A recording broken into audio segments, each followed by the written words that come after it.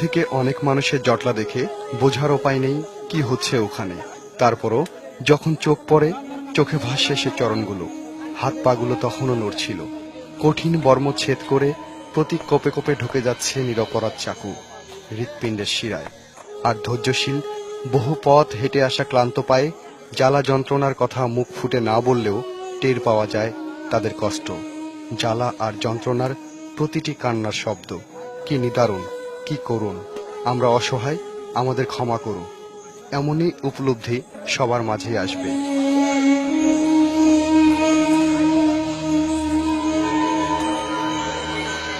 পুরান ঢাকার তাঁতিবাজার ও শাঁখারী বাজারের প্রতি শুক্রবার বসে এমনই এক বাজার। গোটা পৃথিবীতে কচ্ছপ ব্যবসা বেশ জনপ্রিয়। প্রকৃতি থেকে কচ্ছপ হারিয়ে যাওয়ার এটিও একটি বড় কারণ। ব্যবসায়ীরা প্রকৃতি থেকে কচ্ছপ সংগ্রহ করে চালান করে দিচ্ছেন নির্দিষ্ট হাট বাজারে। বিশেষ করে দেশের সবচেয়ে বড় বাজারটিই হল পুরান ঢাকার তাঁতিবাজার। কোনটি বিপন্ন প্রজাতি, কোনটি নয়, তার ধার কেউই ধারছেন না।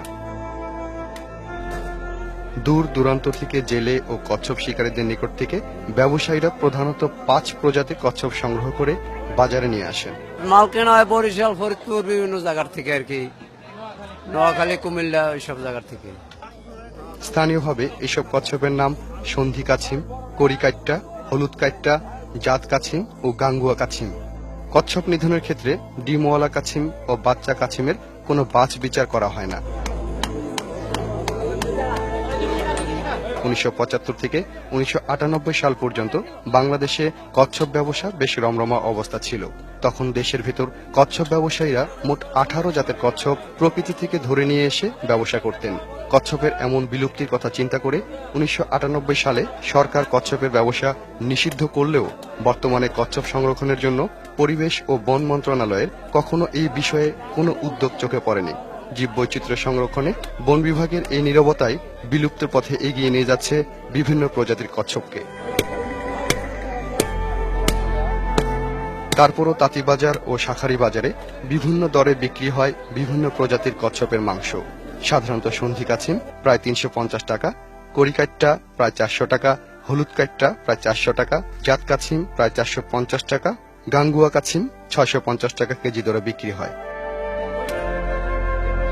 শুধুমাত্র বন বিভাগের নজরদারির অভাবে এর মধ্যে 5 জাতের কচ্ছপ হারিয়ে গেছে।